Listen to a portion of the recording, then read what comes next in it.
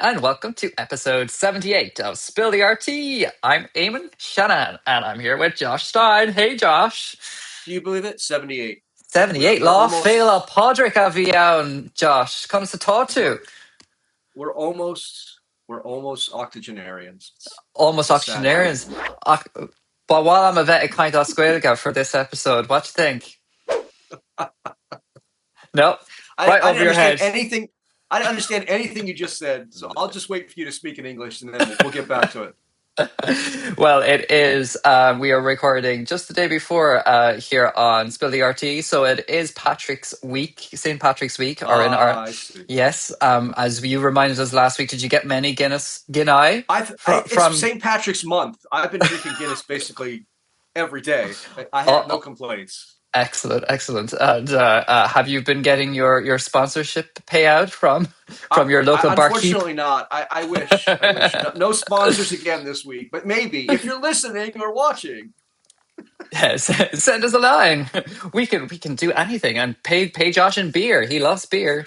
Get him that lucre and or cases of Guinness. Totally fine. We're not excellent. Get him his daily iron fix. love that. What was the name? Was it Nick? Was that your barkeep's name or Eddie? Eddie. Of course. I'm sorry, Eddie, if you're listening. It's okay. I do apologize. We just name dropped him for like the third or fourth week in a row. I'm sure I know Eddie. Eddie is our unseen, unheard super fan that we just keep. He's told me it tickles him greatly that I am that I do this podcast. Yes, because I don't seem like a podcaster to people, and they're right. I shouldn't be a podcaster, but I am. Well, I'm going to say, hello to Eddie. Hi, Eddie. Hope you're watching. I take off my glasses. I'm no longer a nerd when I come on the show. I take off my nerdness. Sure. You're telling yourself that. I will. Anywho, in the spirit of Irishness, I will let you speak. Or not. That's not very Irish of me, because generally the Irish are quite outspoken folk. I'm just going like this at this point, folks. I don't know what he did before the show. I don't know. Too much pre-workout. No pre-workout at the moment. I'm banned from the gym. So, are we ready? Am I ready? No, I'm never ready. This week. This week. Books plus audio tracks. A new format. We'll see. Is freelancing dead for creatives? Banknotes that become furniture? A Whitney Biennial video game anyone can play, and a Turner watercolor to be shown for the first time since 1799. All that and a brand new guest are up next as we spill the RT. Welcome to episode 78. 78. What a great way to start the day, everybody, and thank you for tuning in once again. But for those who are tuned in, Josh, please tell our listeners and viewers what they should do. They should like, they should share, they should subscribe, they should ask for the announcement little thingy. They should really leave a comment. That's really the number one thing. Yeah. Let us know. Just tell us where you're coming in from. Bother to listen to us from or watch us. Yeah, tell us what you think. Tell us. Maybe should I wear my glasses all the time? Maybe I should wear my glasses all the time. Let us know in the comments below. You know, this is the kind of content people want. Then we'll keep making different content. Let us know. Anywho, let's get on with the show. Bring on our guest. It is our fabulous guest from America. Here we go. It is Mark. Hi, Mark. Hey, Mark. Hey, Eamon. Hey, Josh. Glad to be here. Welcome to the show. How are you doing today? I'm good. Did you know that Holyoke is a big St. Patty's Day destination? I did not know. So what are you doing to celebrate Patrick's Week or Patrick's Day? Well, we have a big parade that happens every year. Everybody comes out for it. And runners come from all over the world because we have a road race. Oh. And yeah, it's like internationally known, runners, champion, Olympian type runners. So it's a good time all weekend and plenty of Guinea, as you were mentioning earlier. Plenty of Guinea going down. I wonder if the Guinness Foundation don't forget to split that G. I'm rubbish at splitting the G. No, I'm like Alan Carr splitting the G. I get as far as the tip of the there's if you ever want to see a funny video, look up Alan Carr drinking Guinness and trying to split the G. It gets like now, I don't know what that means. Tell me what that means. Splitting the G. Oh, go ahead. So in a pint of Guinness, right, you have the logo that's just at the top of the glass, and where the G symbol splits, you're supposed to take your first gulp is supposed to meet that little dash on the G in one drink, but in one drink. And the thing is that as you keep having pint after pint, it gets more difficult because your ability to keep track of where the G is slowly over time.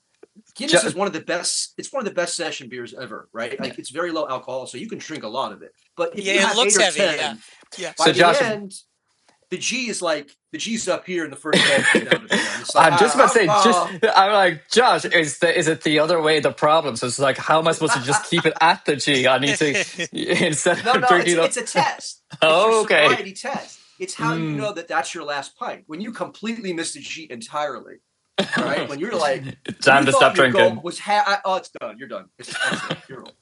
I can't wait to get to the bar and have a Guinness just so I can split the G. You're going to have to send us a pic, Mark. Yeah. Gonna have to send us a pic, Mark.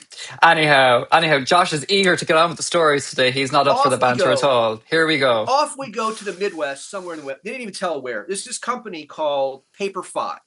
What they're basically doing is taking physical books and then they're tying into it with an audio soundtrack.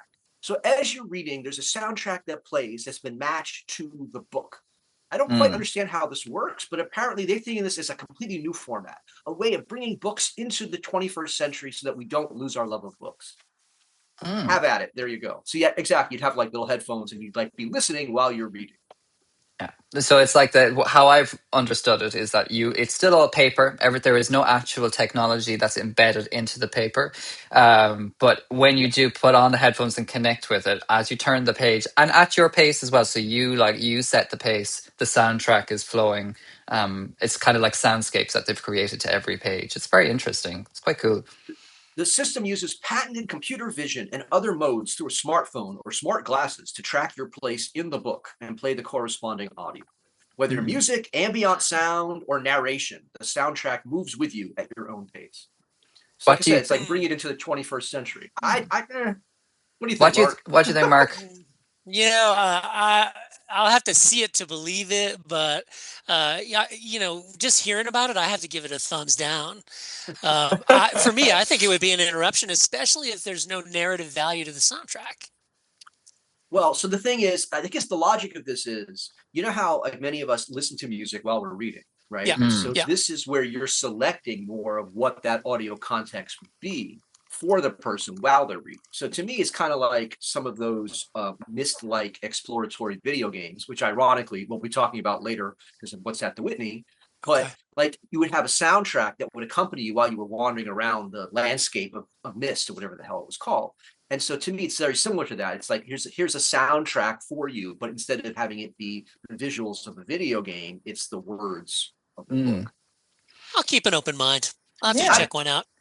I think as the article said, it said, whether this becomes a lasting medium or a beautiful experiment, it represents something rare, an attempt to put an analog artifact into the digital age. And that's why, to me, it's this question, like people want the analog, but they can't quite figure out how to keep analog around, given that digital is really so much around us. Yeah. Josh, does the article explain whether or not the music is composed by the author of the book? So it's not necessarily by the author of the book, but by let's say the production team behind the package. Okay. And so you have the ability as an author, basically they have software. And so you can custom create what that audio soundtrack is, whether it's music or some kind of text that would accompany it. Like, I mean, I could see a lot of possibilities, particularly depending on the book genre. Yeah. Well, I'm just thinking more like installations for artists, because artists like to do artist books, and you go into like a white cube, and as you're opening the book, the speakers are activating around you, and like it would simplify for many artists what is now a multi-layer process to do it. Right. Interesting. And so, and like we were talking about, artists will repurpose things in all different kinds of ways. So something like this, even if it's only released commercially for a short period of time, people will get a hold of them and do things with them. Remember the old, they were like 16-bit black and white cameras from the 70s. They were like the very first cheap video cameras that people had. Kids would use them to shoot themselves riding BMX bikes and things. I've seen people repurpose that in the last couple of years because it's so lo-fi. It's so low-tech. It's an aesthetic. That's the thing, right? Yeah. So I think it's a larger push. It's like that. Like everybody's trying to now get back into record collecting because it is analog, or trying to go back to, as you said, the film cameras or the analog cameras, and it's just kind of trying to regain that more tactile approach to things. I think this would work a lot more with kind of like the visually dense books, like comic books or things that are like more like image based narratives. I think from that point of view, then I think the soundtrack would work a bit better. But I can't see how it would work as well with text. As like a full prose. I feel like I don't know. I just think that like people read at different paces and.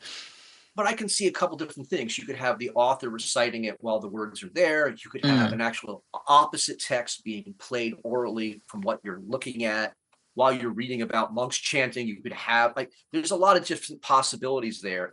To me, it's just akin to it's funny. I'm teaching Watchmen in the next couple of weeks for one of my classes, and the Watchmen movie adaptation. The main complaint about it was too similar to the original graphic novel. Like they basically took the graphic novel and put it into the film, and it was just the same thing again. There was no real attempt to change it because they changed the medium.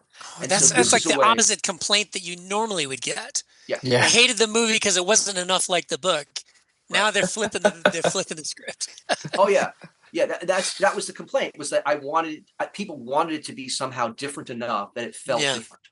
And this is a way of like splitting the difference the other direction. To me, it's just this idea that it's not the analog's not going away. It's just that the analog is becoming something that is added as a way of spicing things up in the way digital used to be added as a way of spicing things up. And that's, I think, potentially one of the prohibitors from this as well is that you might need to have the likes of the vision glasses or those sorts of things, because that's obviously another cost that you potentially would have to incur as well as.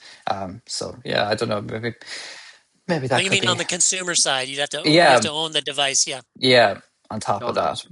So adding to this, the next story adds to this. That's why there's an actual like through line through this. So there was this article that came out a couple of weeks ago that was basically talking about it's the end of a creative career over, except in terms of being a gig kind of basis of doing work. Because what's happening is for people that are working like for agencies or like I do, where you'd be part of a team, instead they're hiring one person. And the expectation is that you're going to be using AI and various kinds of generative algorithms behind the scenes to do the work that would have been multiple people.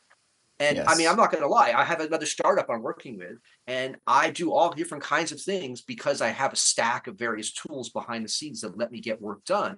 I don't need 5 people to work with me anymore. I do it all myself. And so it's this question of, is this the end of my career in the sense of a professional full-time job being a creative? Like if you don't switch to being a gig, you're just not going to be able to survive. And that's what the article was kind of bemoaning, that these full-time jobs are going away. Yeah, it's a struggle because I think a lot of us as creatives are freelancers and have to kind of depend on the multiple facets of our different elements of career that we have to take on to pay the bills. And I see that myself in my own work as a creative, that it's becoming more and more difficult to get that work because of the likes of AI and Canva and all of these kind of fast turnout, low cost skills that people can take on board because of the artificial intelligence tools that are put into play. So it's a challenge. I find what works for me is just selling myself in terms of project management, right? Because I've done so many different things and have done so many different kinds of jobs. For years, everyone would be telling me I should be a specialist. And I was like, no, I can't afford to be a specialist. I can't afford to say no to work. So whatever anyone needed me to do, I would do. And now at this stage of my career, after 30 years of doing that, right, it's more like, what do you want this project to be? How much you want me to be involved in it from beginning to end? And that's, I can always find work for that, because someone always needs someone to manage their project.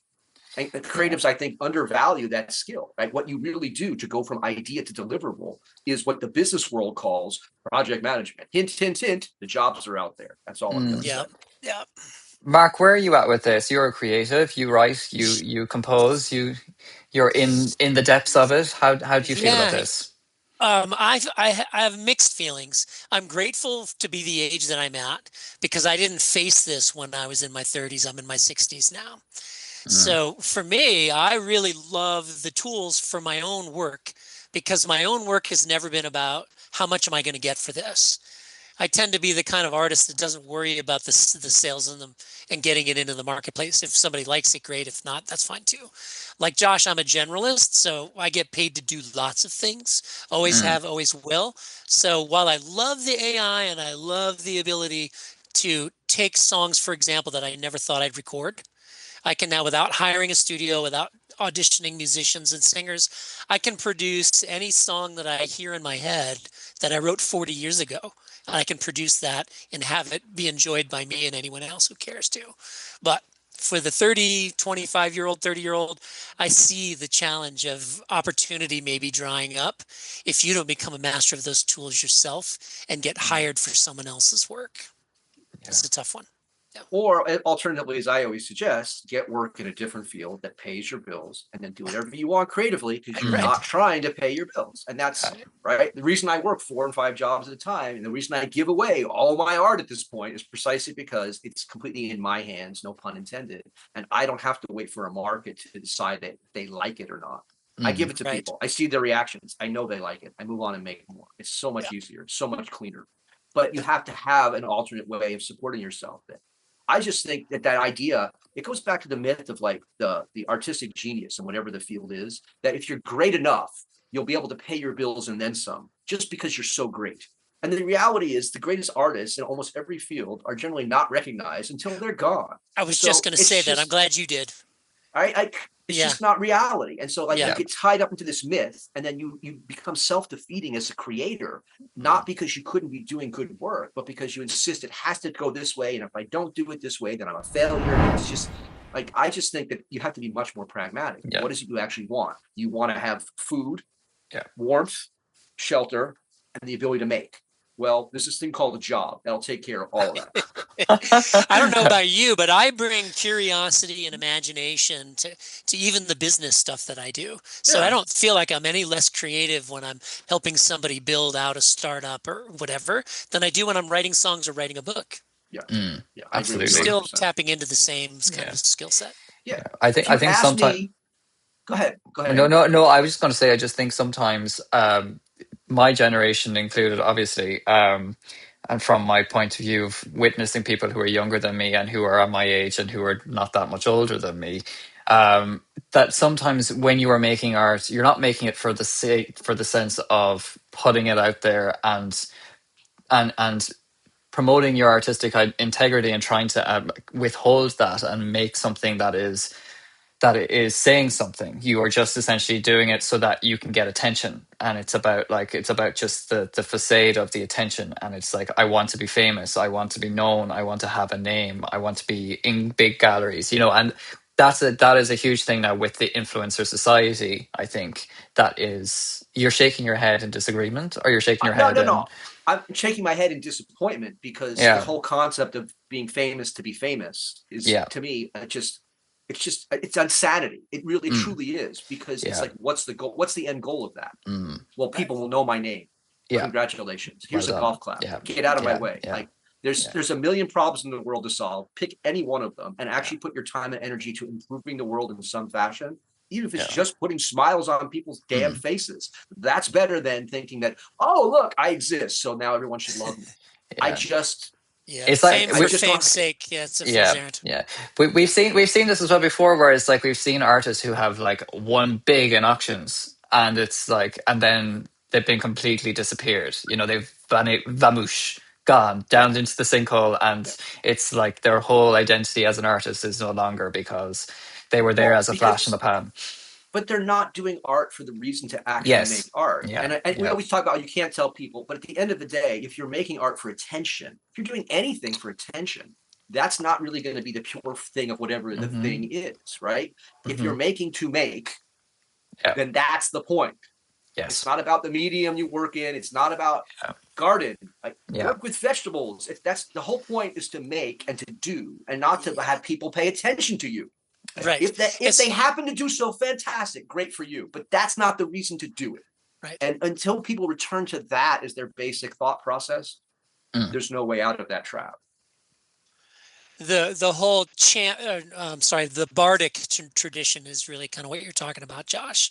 Is the bard doesn't create for attention. He creates to tell a story, and then maybe even make an observation about what he sees in that story, and you pass it along, and it iterates, and people learn then move along. from that, and then move along. Yeah. That's been the story of my life, and that's what's made it satisfying. It didn't matter that I wasn't famous. I had moments of fleeting fame, but it's not what it was about. Yeah. Anyone who's it's the actual codicil to the Warhol 15 minutes of fame is after you get it, guess what? You still have to keep living. And guess what?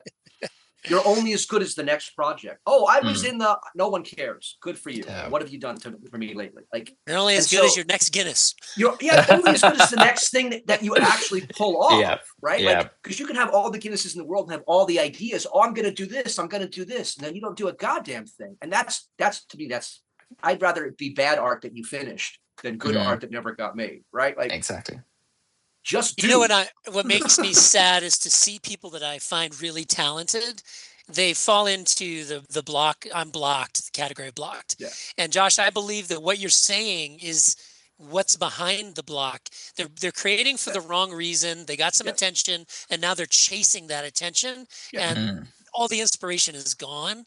And it's hard to get them to see it because of their mindset shifting toward fame rather than making. Yeah. The painter Cy Twombly said in giving advice to another painter many years ago, stay unfound as long as possible. Not because she didn't have talent, but it was the opposite. Because the more you're able to develop your talent without the spotlight on you, the more you're able to make what you want to make for as long as you want to make it. Because once you become a commodity, that's the only thing they'll let you make. And the whole point then is you're valuing yourself in a way that's external to you, in a way that had nothing to do with why you were doing it in the first place. Just make. Yeah. Let the world fucking do whatever it wants. Just make. And that's just live. Wonderful. Just live. It's so instead of just do it, it's just make it. Yep. 100%. Mark's version. That's what we say around here. Just make it. Anyhow, moving swiftly. Moving on. So we live in a world, right, where we have all these notes, money notes. And even though we're switching to digital, we still have all these notes that have these special coatings on them so that they can't be tampered with, right? They can't be counterfeited, but they also will not biodegrade. So then there's this issue. What do we do with all of these banknotes that are no longer in circulation, that even if we put in the ground, aren't actually going to disappear? So this company came up with a process, and they basically chip the notes, and then they pressure them into furniture. I'm sure we have a picture of it. It's really kind of cool. That's why I put this. You could get a $2 million chair for probably $50. In theory. I think it's probably more. I think it's probably more than $50. But you're right. For a couple $100, you could probably get one of these. And they have like really cool designs because it's like thousands and thousands of little chips of all these different paper notes. And so it's the French, isn't it? It's the French. The French are doing it. Yeah, it's a French company, I believe. It was kind of like it's a company called Maximum, and the line of stools is called Billex. Billex. But it's a kind of a bit of a play on the Billy from IKEA as well, which I thought was quite interesting because one of their chairs is called the Billy, and I thought that was kind of a fun. You can tell you've been shopping lately for your new house. Me? Well, no, I go into IKEA for inspiration, and then I run out because it's just cheap as chips. And it's like this isn't going to last anything more than like a year. So why am I going to bother? No, what I thought was really interesting is because like obviously there's only so much you can do with plastic, and the type of plastic that you use in those banknotes is non-recyclable. So this was something that was like invented as a result of that. I thought that was really cool. Yeah. Here it is. Like I thought this was a really cool image, but this is like the broken up pieces of banknotes turned into that, which I think is just really cool. That's so cool. Yeah. And so you can get different colors, obviously, because based on how much you balance out the reds versus the greens versus the blues versus around the world. It's like that meme where you have a bag of Skittles and you're just like, all I like is the blue ones. The blue ones. Who's picking out all the blue ones in this situation? Josh, you got a new job. Actually, speaking of which, sorry, it's not dissimilar to the coloring of your actual art piece behind you there, Josh. The background, Imagine that. Say that. Yeah. Imagine that. I'd be fascinated to know about the supply chain for that, because clearly the source of the money is not going to come in one piece. It's the bills. Yeah. No, it comes from the national banks, basically, right? As they retire shred it notes. in advance. they have to do something with it, and they can't like get rid of it, right? And so this company's like, give it to us, we'll take care of it for you, and we have this process that then makes it something positive. And I would say this is just the beginning, right? Because actually, with vacuum forming, you can make just about anything. You want a Billy bookcase, you could probably do a Billy bookcase rather than just the Billy chair. I think it just has a really cool texture to it. I love the color, and it's fun. Have you actually put your hands on any of those tables? No. So are they one piece molded, or are they assembled out of multiple pieces? So what you do is when you're doing any kind of like vacuum pressure forming, right? Like you can do this 3D printers do the same kind of thing, one version of it anyway.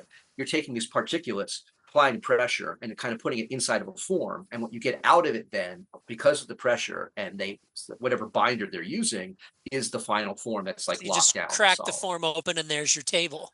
Yeah, got it. That's exactly right. Yeah, that's cool. And so the forms are virtually, it's in today's world, pretty limitless. I'm sure they're picking this as a basic beginner because it's something that is easily scalable, right? It doesn't take on too many various kinds of complications product-wise. Something like a bookcase would probably be a little more difficult, right? Because you've got various angles and things that have to have the shelves.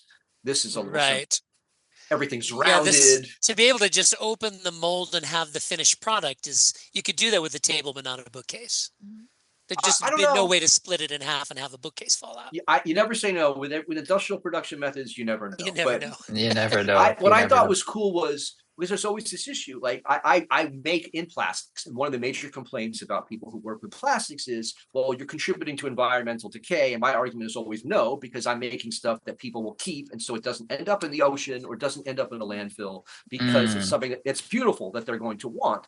And to me, it's just something like this too. Like if you're taking something that would be discarded, that we wouldn't have a use for, and you're turning it into something that actually is useful, that people will want to keep around. Even if they only produce 100 of them, well, then they become this art object that people will collect, and they'll pay even more money for it. Absolutely. Right? Like it's win-win because people are willing to take the risk and make. See how that kind of comes back into the through line here. You just made me think of Picasso's foot in one of your last episodes. Yeah. Was it Picasso's foot? It was. No, it wasn't. It was Michelangelo's. Michelangelo's foot, Yeah, the $27 million foot. Yeah. Yeah, you'll have your $27 million chair made out of money in 27 million years.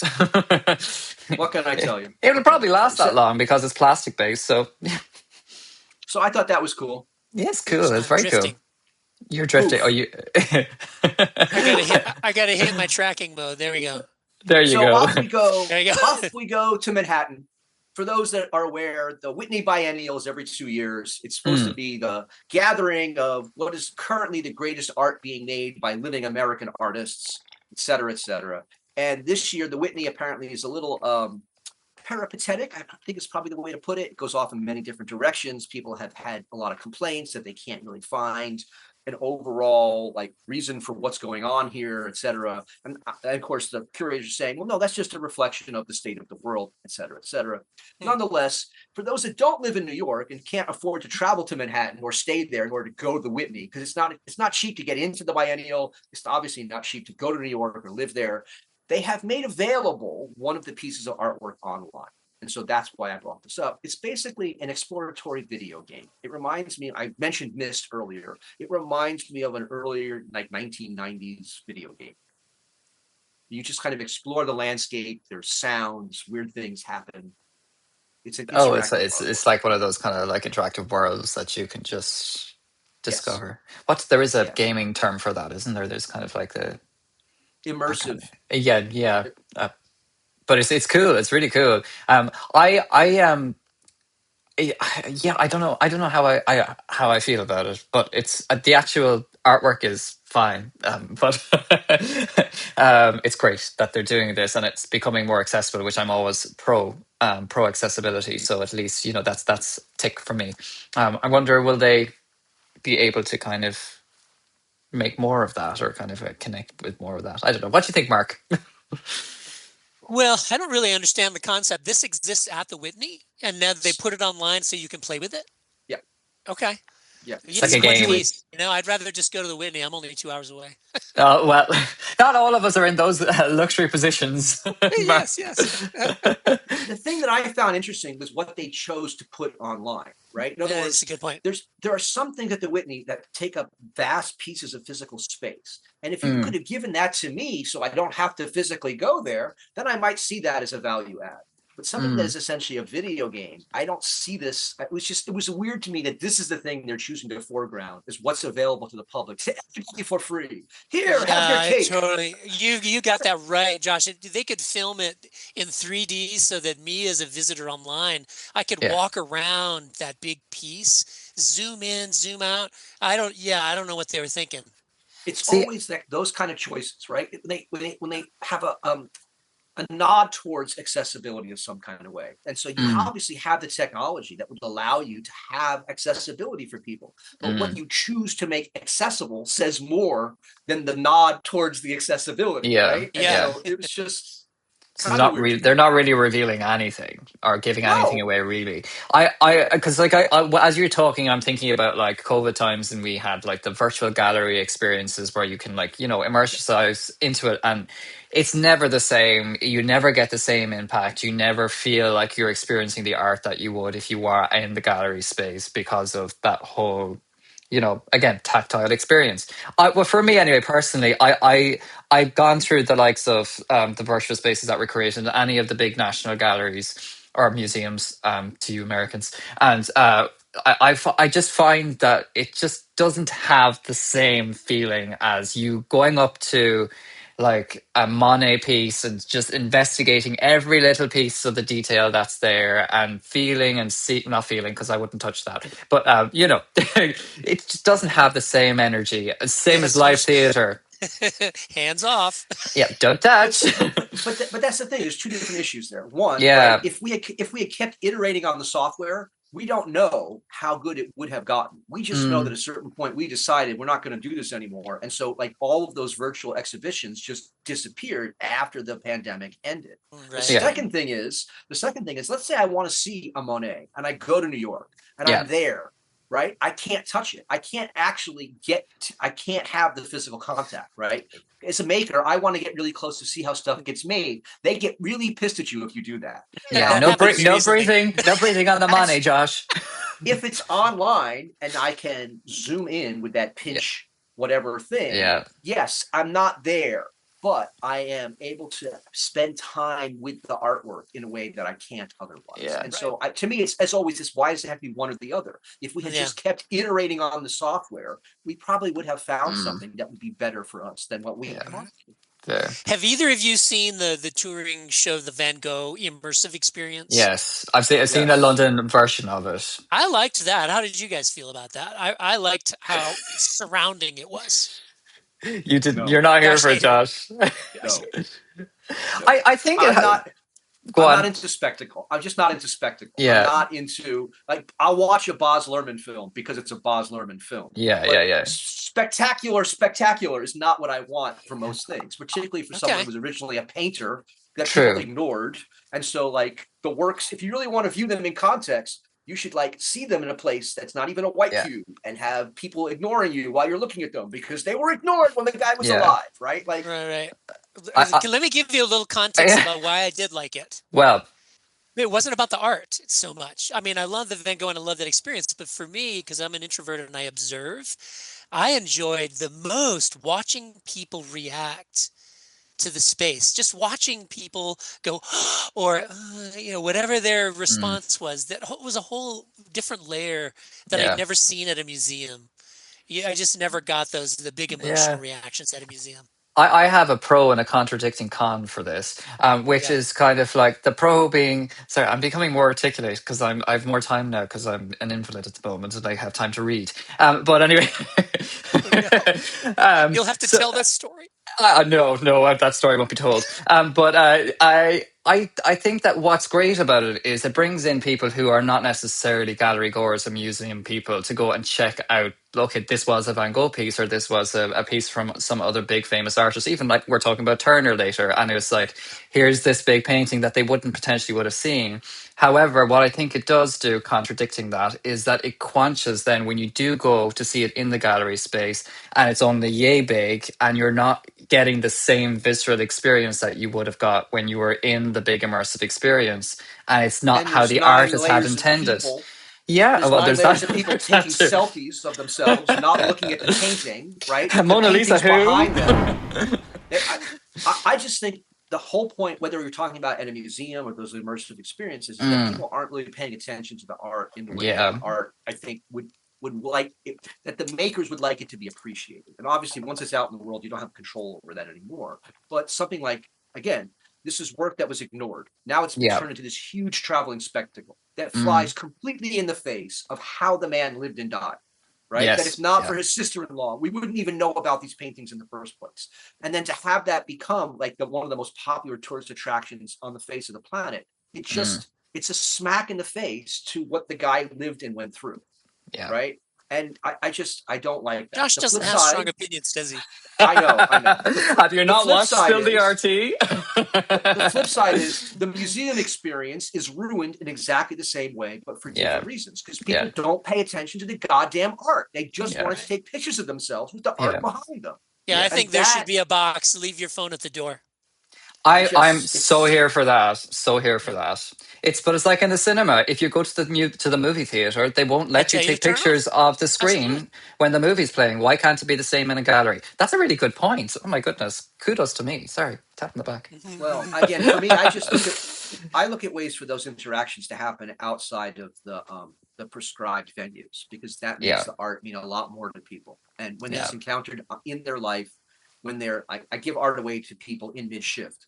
Yeah, I'm taking 10 seconds away from what they're doing. That art stands up in their pocket. They find it the next day. It puts a smile on their face long after I'm gone, right? Like that's a way of putting art into people's lives. The people that do found art objects, even though it goes out onto Instagram or whatever, there's a free painting out there. Go find it.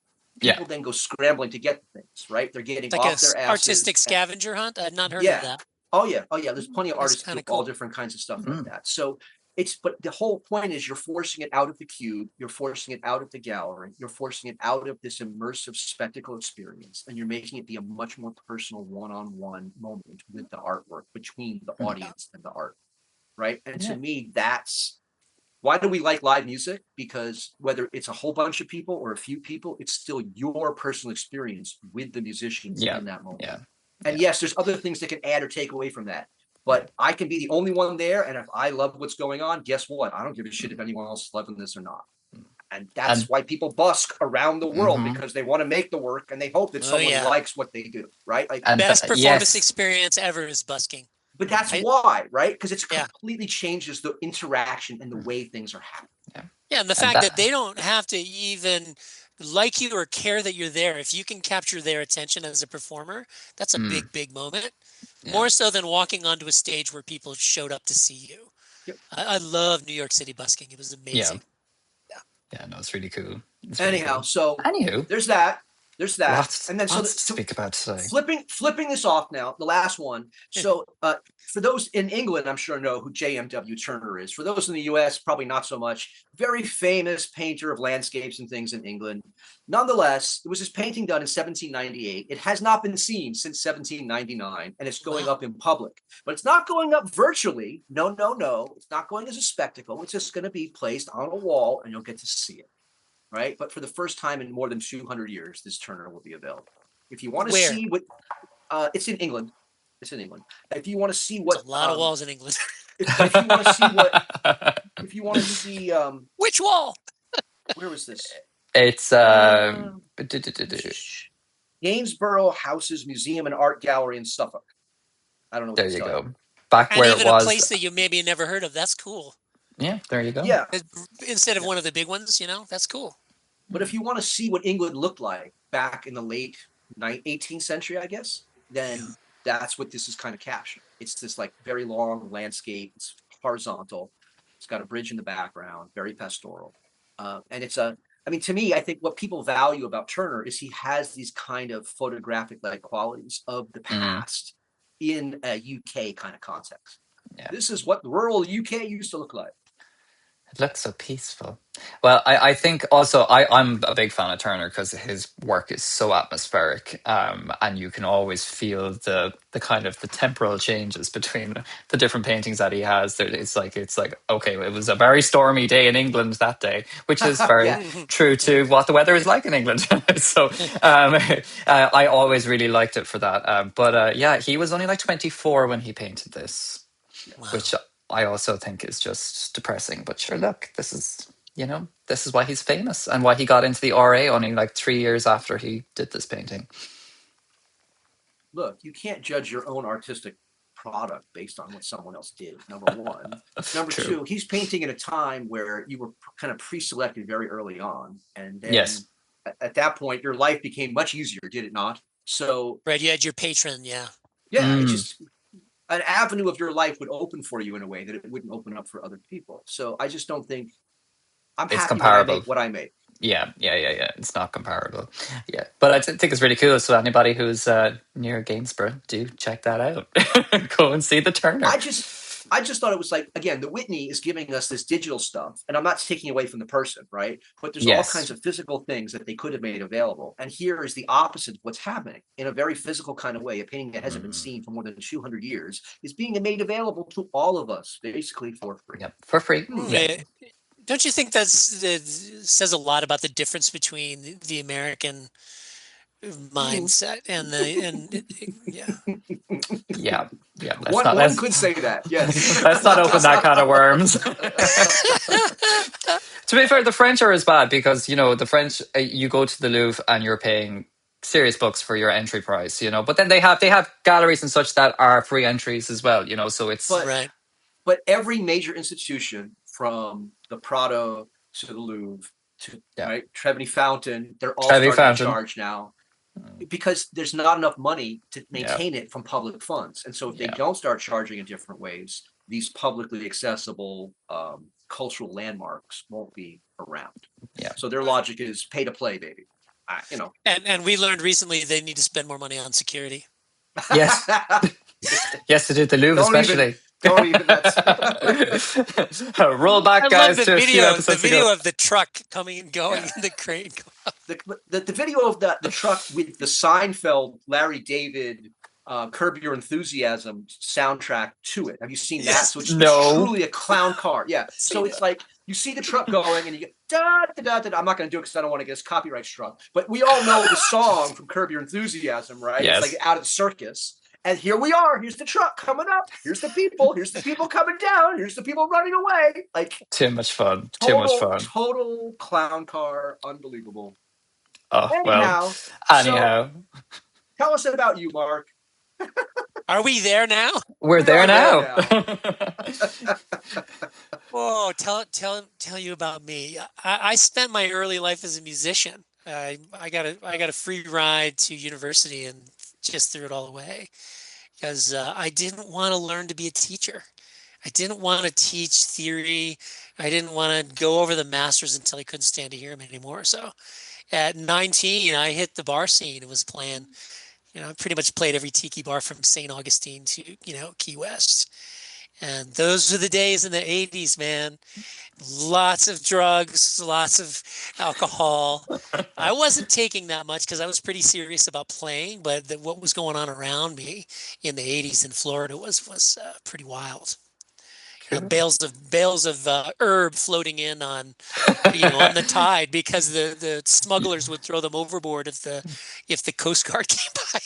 Oh dear, you were getting a secondhand high though, were you, Mark? Yes. Well, when you're on stage, you're in that secondhand smoke layer. People for many years didn't realize how handsome I was because it was always up in the smoke. You were covered in the haze. Well, but that Margaritaville lifestyle is now literally the lifestyle that many people aspire to. So. Yeah, it's a shame that when I go out and about and I go to the bars, we have a lot of cool bars in our area. I don't see the 20-something guys and gals with a guitar playing the great music from the 60s and 70s. I'm seeing 60 and 70-year-old guys still living the dream from when they did 30, 40 years ago. And it makes me a little sad because for me, I love an acoustic guitar and an intimate performer that's just over there in the corner. And I don't know, I think it's one of those signs of the times that's not the best. Yeah, well, that's the same thing. Piano bars have mostly disappeared, right? That was a huge part in the 80s, even into the 90s. Yeah. For the large part, can't find them anymore. Well, go to Ireland, the pair of you, and go to any pub in any local town, and you'll find a boy or a girl with a guitar playing acoustically while you drink your Guinness. Yes. It still happens there. I was supposed to be Irish. I was supposed to live there because that's I know that's true, even though I haven't been, and I would fit right in, and I would still do it today if it was a tradition. So, Mark, this kind of brings me just a little bit. So, this is an album that you wrote yourself. Do you want to? How did you get to this point? Yeah, this is an interesting project, especially since we talked earlier about a book and a soundtrack. This soundtrack here is in the voice of the main character in a piece of fiction that I wrote called The Echo, Echo and the Voice. And Jonas Wilder's 40-year journey in this book, he writes all these songs in the order that they appear on the album. But while you're reading the book and you get to that point in his life, like for example, the first track is a poem written by me when I was 7, and so Jonas writes it when he's 7 in the book, and he doesn't finish the poem until he's 40 and he's ready to release this album after his journey. Yeah, but what's really cool about the book is it's not a literary masterpiece and wasn't meant to be, but what it is a timeline and a map of a young man who knows that culture and civilization is trying to squash the voice and the creativity out of him. They're telling him he's got to be something else. What are you going to be when you grow up? Why can't you be more like this person? Why can't you do that? And this character never allowed that to happen. Wow. So when he went out on his journey, the book is full of the moments in time when he realizes the aspect of culture that's trying to crush him. And it's written in the narrative of the storyline that covers 40 years. So each time the moment comes when he writes the song, there's a reference in the back of the chapter that says, listen to this song now.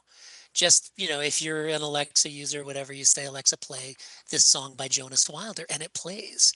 Because the album is available in the world as if he was real, even though he's a fictional character. Yeah. Yeah, see, that's actually a more interesting way of doing it than what they were doing in our previous so. story. Thank you, Eamon. I appreciate that. This is the Echo and the Voice is related to this novel. So when that came after, J.W. Kindblum's my pen name. Okay, and so I wrote the songs over 40 years. 2020, late 2024 came along, and I was like, wow, when I look at the body of work, there's a thread that goes through it. And that inspired me to first write down the milestones that I experienced as kind of the analog for Jonas. Much of it is drawn from my own experience. So I wrote down a timeline in a spreadsheet. And I was like, this would be a really interesting book.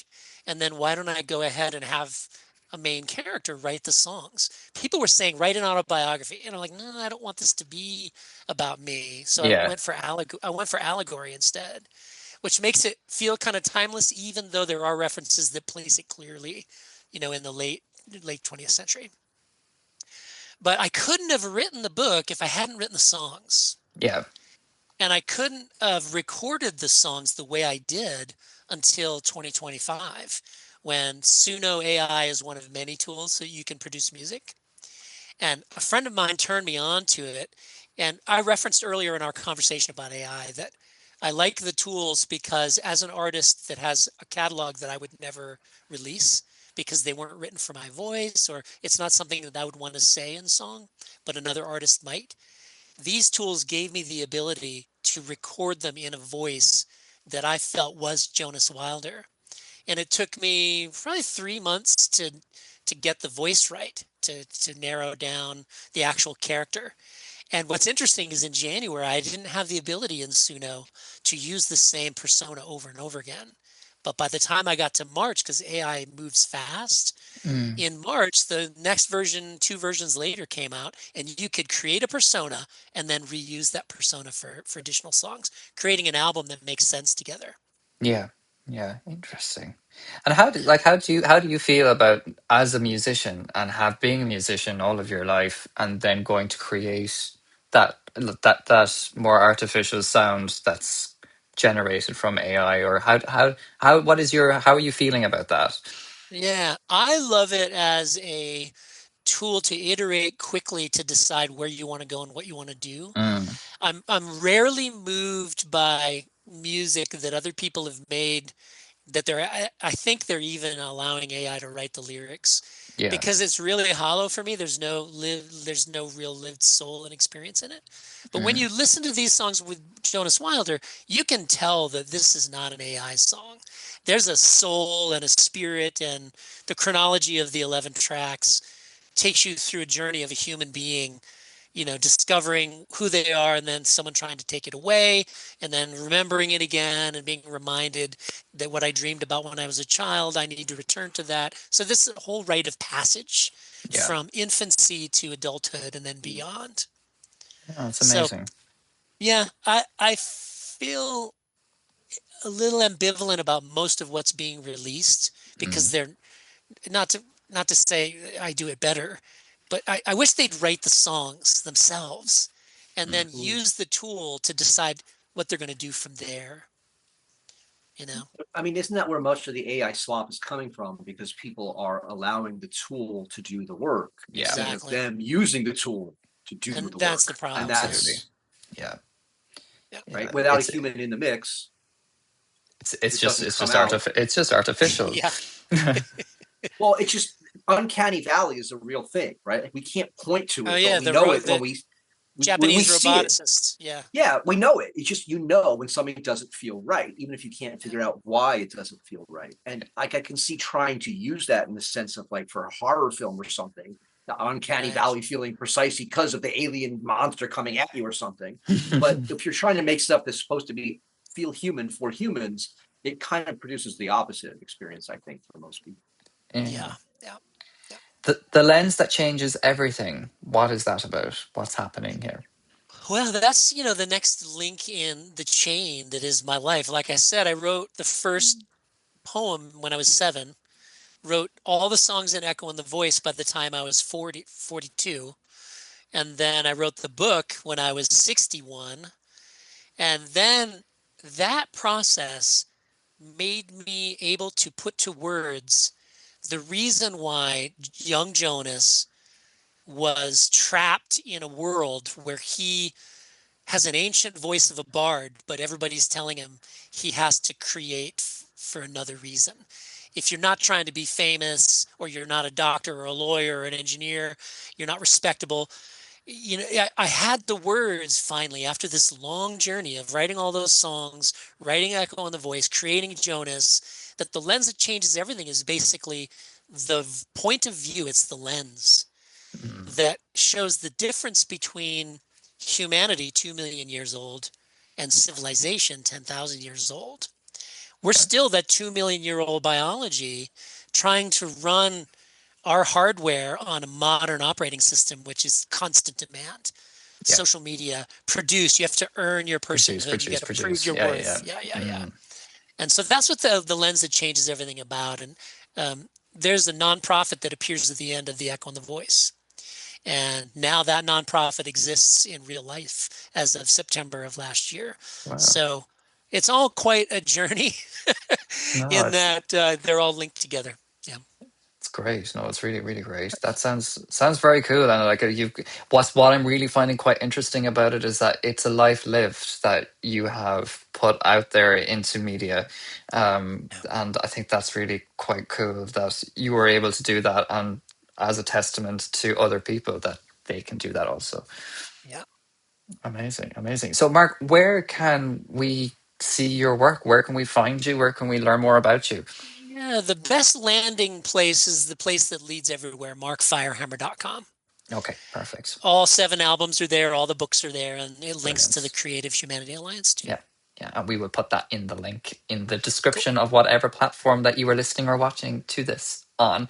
It's been really, really great having you on, Mark, and you've been a joy to chat with and to contribute to all of our stories today. So thank you so much for that. My pleasure. You guys are delightful too. Oh, thank you, Mark. But yeah, that's heart full of love. That's unfortunately all of the time we have today. But before we go, Josh, you want to give them all another reminder, please, of what our listeners and viewers have to do? Like, share, subscribe, send to 3 friends, leave a comment, buy some swag.